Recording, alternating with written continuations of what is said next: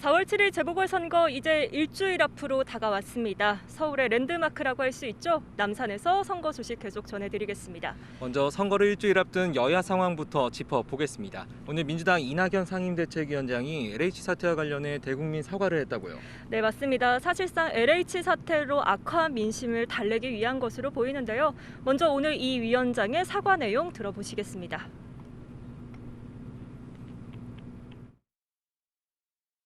정부 여당은 주거의 현실을 제대로 보지 못했고 정책을 세밀히 만들지 못했습니다. 무한 책임을 느끼며 사죄드립니다. 네, 이와 함께 이 위원장은 내 집 마련 국가 책임제를 도입해 처음 집장만 하는 경우 금융 규제를 대폭 완화하겠다고도 약속했습니다.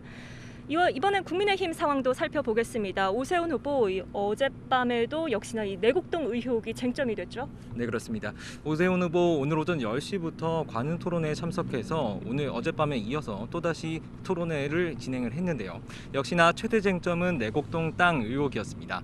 오세훈 후보 이 자리에서 이번 사안을 두고 자신의 초기 해명 내용이 조금씩 바뀌면서 논란을 키웠다는 점을 인정했습니다. 직접 들어보시겠습니다. 존재조차 몰랐다라는 표현이 빌미가 된 것 같습니다. 정확한 표현은 제 의식 속에 없었다. 이렇게 표현했으면 참 좋았을 뻔했다는 생각이 지금 듭니다.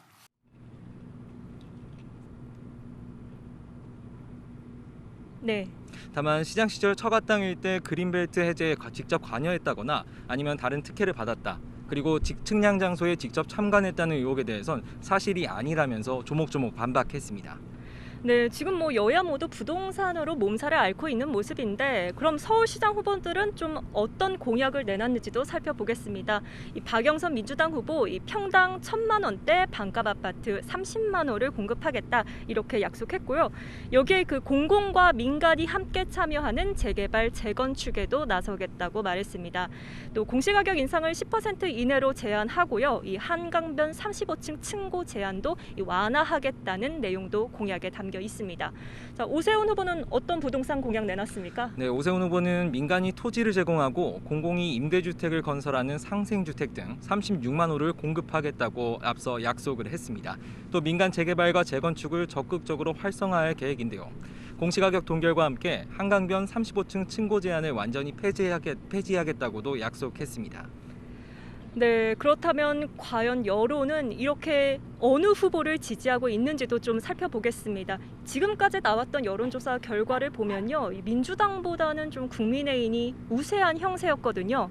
자, 오늘이 이 여론조사를 공표할 수 있는 마지막 날인데 오늘 저희가 여론조사를 직접 해봤죠? 네, 그렇습니다. YTN이 의뢰해서 리얼미터가 지난 29일부터 이틀간 여론조사를 실시해봤습니다.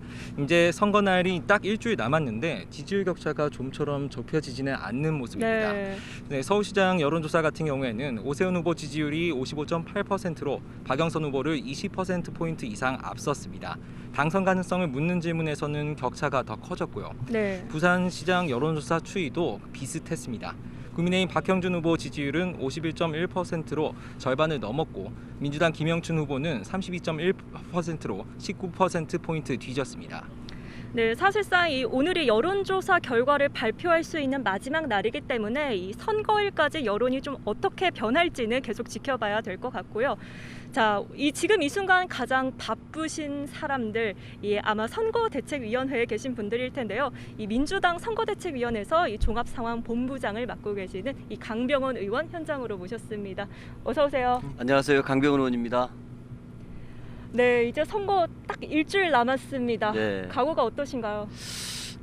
이번 선거가 우리 국민들에게는 코로나를 극복하는 데 굉장히 중요한 선거라고 생각이 듭니다. 네. 코로나 방역에 함께하고 협조할 수 있는 서울시장을 뽑느냐, 아니면은 국민의힘이 지금까지 백신과 관련돼서 여러 가짜 뉴스를 항상 많이 만들어놨고요. 정광훈 목사와 함께 광화문 광장에서 코로나가 확산되는 그런 계기도 만들었던 게 국민의힘이었는데요. 정말 코로나 방역에 앞장설 수 있는 시장을 뽑느냐, 아니면 1년 남짓한 이 서울시장 선거를 가지고서 시장 기간 동안 정쟁을 일삼을 시장을 뽑느냐. 네. 저는 우리 국민들의 코로나 방역과 민생 이 모든 삶이 달려있는 서울시장을 뽑는 선거라고 생각합니다. 네, 앞서 여론조사 추이 간략하게 전해드렸는데요. 네, 박영선 후보가 선거운동 시작하면서 하루에 2%포인트씩 따라잡겠다 이렇게 했는데 지금 현재까지는 어려운 상황으로 보입니다. 일단 지금 마지막 날 뒤집을 수 있다고 보십니까? 저는 저희 정부 여당에게 어려운 싸움이라는 것을 솔직히 말씀드립니다. 여론조사라는 건 어쨌든 대통령 임기 말에 치러지는 선거이기 때문에 그동안의 성과보다는 잘못된 실정들이 부각되고 있습니다. 저희가 부족한 점이 많이 있는데요. 결국 이 잘못된 점을 인정하고 이걸 해결할 수 있는 것도 저는 정부 여당이라고 생각합니다. 바로 박원순 시장의 잘못으로 촉발이 됐지만 이거를 잘 해결할 수 있는 것도 최초의 여성 시장인 우리 박영선 후보만이 성평등한 서울시를 만들 수 있다고 생각을 합니다. 그런 의미에서 결자 해지하기 위해서라도 저희 민주당이 힘을 내겠다라는 말씀드리고요. 따박따박 국민의 마음을 얻어가겠다 이런 말씀드립니다. 네, 관련해서 이제 이낙연 위원장도 이 3%포인트 박빙을 예상한다라고 하면서 이 바닥 민심이 달라지고 있다라고 말을 했는데 뭐 실제로 달라지시는 걸 좀 체감하십니까? 그렇습니다. 최근에 이제 그저께 어저께 이 성관이와 MBC 토론을 통해 가지고 이 오세훈 후보의 내곡동 땅 거짓말 건이 계속해서 인구의 회자가 되고 있습니다. 잘 몰랐던 분들도 야 도대체 오세훈 씨가 내곡동에 땅을 갖고 있었다는 거야 말았다는 거야 알았다는 거야 몰랐다는 거야 그 땅에 가서 직접 측량을 했다는 거야 몰랐다는 거야 이런 말들이 인구의 회자가 되면서 퍼져나가고 있습니다. 저는 이 공직자의 가장 큰 덕목 중에 하나가 정직과 신뢰 아니겠습니까? 네. 저는 이렇게 큰 선거일수록 인물이 부각되고 인물 대결로 갈 수밖에 없는데요. 이 정직하고 성공했던 일 잘하는 민생시장 박영선이냐 아니면은 시장직을 중도에 포기했고 그리고 이 아이들의 밥그릇을 차별했고 그러면서 중도 사퇴했던 시장이냐 아니면 이렇게 내곡동 땅 문제로 꼬리에 꼬리를 무는 거짓을 내뱉는 시장이냐 이 선택이기 때문에 저는 우리 박영선 후보에게 가면 갈수록 힘이 모일 거라고 생각합니다. 네, 박영선 후보 관련해서 일단 현재 이제 중도층 지지가 이제 이번 선거에서 이제 큰 변수일 텐데, 근데 그보다 앞서서 이제 전통적인 이제 민주당의 지지층 자체가 예전처럼 적극적으로 이제 움직이지 않는다 이런 분석도 나오거든요. 그 부분 같은 경우도요, 저를 잘 지적해 주셨다고 봅니다. 처음에는 저희 당에 뭔가 잘못이 많지 않았습니까? 그렇기 때문에 저희 지지층들이 적극적으로 나서기가 힘들었고 결집도가 약했습니다. 그런데 이 보니까 오세훈 시장을 봤더니 이 내곡동 가지고 거짓말하는 거 보니까 정말 해명이 계속해서 거짓말을 낳고 있지 않습니까? 처음에는 이 땅의 존재와 이치도 몰랐고 모른다고 했다가 이제는 기억에 겸손해야 된다고 얘기를 하고 있고 계속 해명이 바뀌는 걸 우리 국민들 보면서 저거 뭔가 수상하다고 생각하면서 저희 지지층이 저렇게 거짓말하는 시장은 안 된다라고 하면서 점점 뭉치고 있고 이런 시장에게 서울시장을 넘겨줄 수 없다라는 것들로 결집되고 있기 때문에 저는 충분히 우리가 더 힘을 내서 해볼 수 있다라고 생각하고 있습니다. 네, 이번에는 그럼 좀 부동산 공약도 살펴보겠습니다. 이 박영선 후보가 재건축, 재개발, 공공주도 고집 안 하겠다 이렇게 말했거든요. 네. 근데 현재 이 문재인 정부의 부동산 정책 기조가 공공주도의 공급인데 이게 좀 상충되는 거 아니냐 이런 지적이 좀 나오고 있어요. 그 문제는 그렇습니다. 제가 봐서는 공공주도를 안 하겠다는 게 아니고요. 공공주도와 민간주도가 함께 갈 수밖에 없습니다. 네. 서울에 수많은 재개발, 재건축 단지가 있는데요.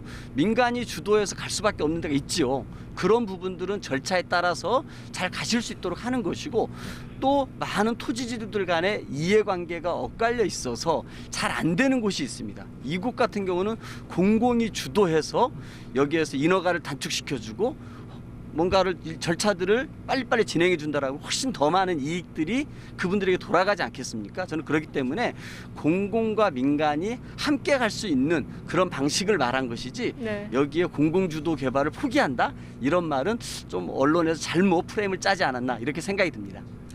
네, 최근에 당 차원에서 이제 실거주자, 부동산 실거주자에 대해서 대출 규제를 완화해 준다거나 아니면 공시지가 완화 얘기가 나오고 있는데요.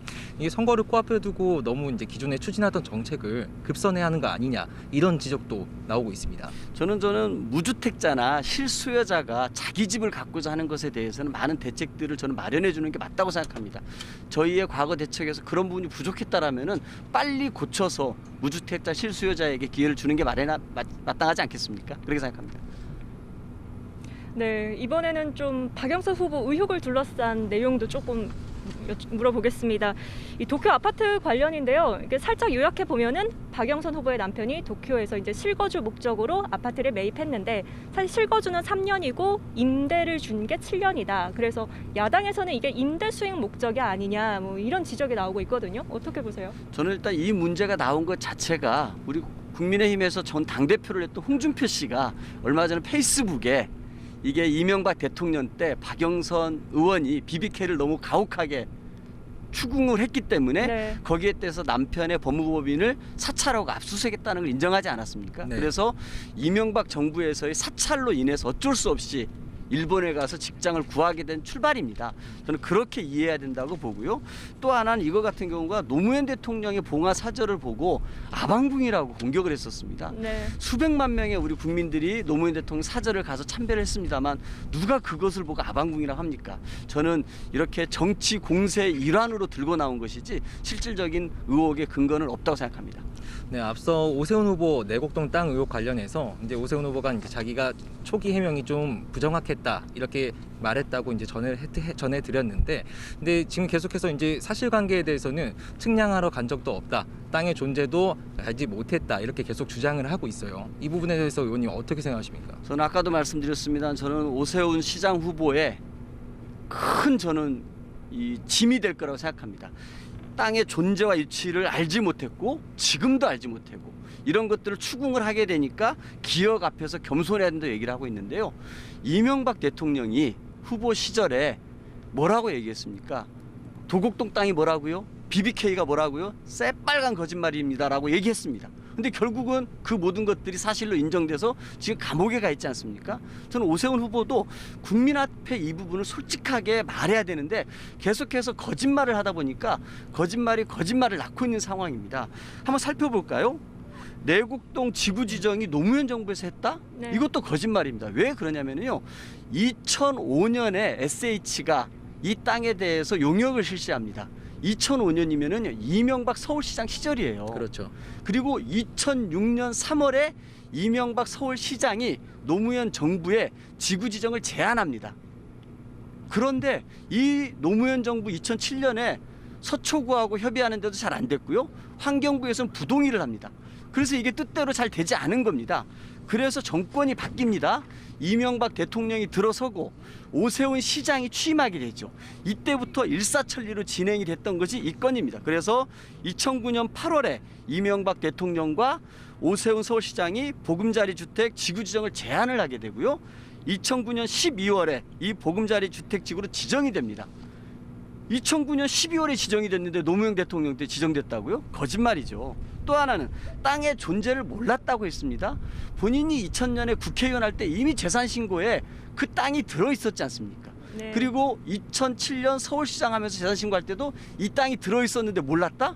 이것도 거짓말이죠. 대범한 남자라면은 이 정도 땅은 몰라도 되는지 모르겠습니다. 국민의힘에서는. 또 하나 손해를 봤다고 했는데요. 36억 5천만 원의 보상을 받았는데 이 돈은 오세훈 후보의 휴지 조각이고 종이 조각인지 모르겠습니다만 우리 서민들에게는 만져볼 수도 없는 큰 돈입니다. 국장이 전결했다고 얘기를 했습니다. 그런데 이 국장이 서울시 의회에 나가 답변을 합니다. 오세훈 시장께서 여기에 성냥갑처럼 짓지 말고 테라스형으로 환경 친화적으로 주택을 만들으라고 지시했다는 게 나옵니다. 네. 이 30만 평 넘는 그린벨트를 해제해가지고 국민 임대주택을 짓는데 시장이 몰랐다는 건 있을 수 없는 일이고 아까 그 과정도 제가 말씀드렸습니다만 네. 이명박 대통령과 오세훈 시장은 함께 이걸 추진해 왔던 겁니다. 네. 지금 그리고 뭐 또 하나는요. 네. 여기에 간 적이 없다고 얘기했지 않습니까? 근데 2005년 6월 13일에 갔습니다. 실제 거기에 있는 경작인이 함께 측량할 때 말뚝을 받아주고 도와줬고 그리고 함께 생태탕을 먹었다고 하지 않았습니까? 측량 팀장도 오세훈 후보가 맞다라고 얘기를 하지 않았습니까? 이 사람들의 증언은 뭐가 되겠습니까? 저는 본인의 거짓말을 벗어나기 위해서 다른 사람들의 증언까지 거짓말쟁이로 만드는 건 저는 우리 국민들이 용납하지 않을 거라고 생각합니다. 네, 오늘 뭐 내곡동 의혹에 대해서 아주 길게 말씀해 주셨는데요. 네, 지금까지 민주당 선대위에서 종합상황본부장을 맡은 강병원 의원과 함께했습니다. 저희는 오후 3시 50분에 다시 찾아뵙겠습니다. 지금까지 남산 백범공원에서 전해드렸습니다.